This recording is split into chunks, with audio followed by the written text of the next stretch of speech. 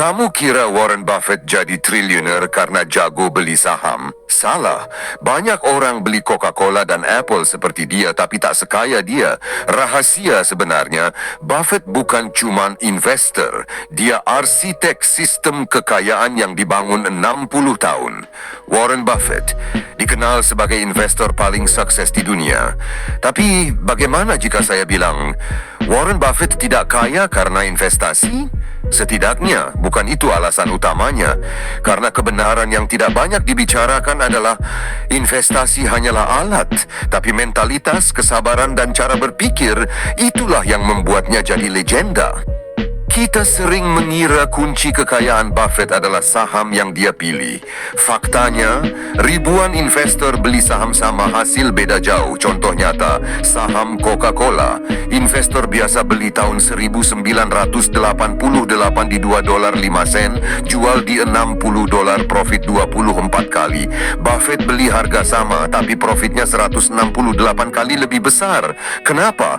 Karena kamu pakai uang tabungan. Buffett pakai dana gratis dari bisnis asuransinya. Ini bukan soal apa yang dibeli, tapi dengan apa dia membeli. Bukan karena dia tahu sahamnya naik, tapi karena dia paham betul bisnisnya, arus kasnya, dan cara kerja perusahaannya.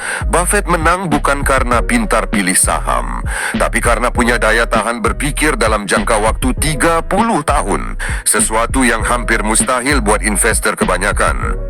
Berkshire Hathaway bukan sekadar kumpulan saham. Ini ekosistem pencetak uang. Lihat 3 pilarnya. Pertama, bisnis asuransi seperti Geico menghasilkan float 1,50 triliun rupiah per tahun dana premi yang bisa dipinjam tanpa bunga. Uang ini dipakai beli saham Apple dan Chevron. Kedua, bisnis konsumsi seperti See's Candy hasilkan arus kas stabil 200 triliun rupiah per tahun. Dipakai beli perusahaan baru tanpa jual saham lama. Ketiga, infrastruktur seperti rel kereta BNSF jadi mesin ATM yang terus mengalirkan uang tunai. Saat krisis 2008, uang dari sini dipakai beli Goldman Sachs profit 80 triliun rupiah. Warren Buffett tidak sekadar investor. Dia adalah pebisnis. Sejak usia belasan tahun dia jualan soda, majalah, pinball, hingga beli kebun. Artinya, Buffett paham perilaku manusia. Dia tahu bagaimana jual beli itu terjadi di dunia nyata. Dan ketika dia masuk ke dunia saham, dia tidak hanya membeli saham. Dia membeli kontrol. Dia beli perusahaan, ubah arah manajemen, lalu cetak uang dari dalam. Buffett tidak kaya karena sahamnya naik. Buffett kaya karena mengendalikan arus kas dari perusahaan yang dia miliki. Itulah yang membuat kekayaannya naik terus bahkan saat pasar saham ambruk.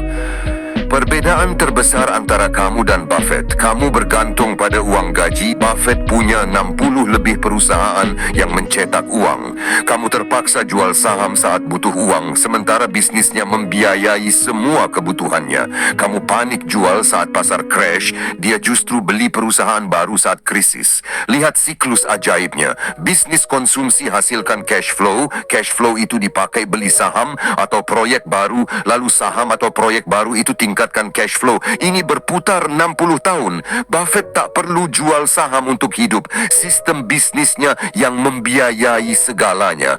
Kamu bisa tiru polanya bukan dengan mengekor sahamnya. Mulai dari sini. Di fase awal 0 sampai 3 tahun, sisihkan 20% gaji bangun bisnis pasif. Contoh paling sederhana adalah bangun channel YouTube dengan berbagai konten. Konsistenlah 1 sampai 3 tahun. Lalu targetkan hasil 5 juta rupiah per bulan di luar gaji. Di fase menengah 3 sampai 7 tahun, pakai profit bisnis beli saham dengan dividen tinggi dengan fundamental bagus. Targetkan dividen 10 juta rupiah per bulan. Di fase lanjut 7 sampai 15 tahun, kombinasikan bisnis real, saham, property. Targetkan arus kas 100 juta rupiah per bulan. Lalu bandingkan 2 jalan. Jalan biasa adalah gaji lalu beli saham, jual saat butuh uang lalu profit minim. Jalan Warren Buffett adalah gaji lalu bangun bisnis, profit bisnis beli saham dan hold selamanya dah dapatkan kekayaan eksponensial. Apakah ini mungkin? Sangat mungkin, yang penting konsisten dan penuh kesabaran. Ingat, Warren Buffett butuh 50 tahun untuk membangun Berkshire Hathaway. Kesimpulannya, Buffett bukan dewa saham. Dia perancang sistem. Saham hanya alat, bukan sumber kekayaannya. Untuk kamu hari ini, pertama, stop kejar saham ajaib dan fokus bangun infrastruktur kekayaan seperti Warren Buffett. Saya tutup dengan pesan, jika kamu tidak punya mesin wang, kamu adalah mesin wang itu untuk orang lain.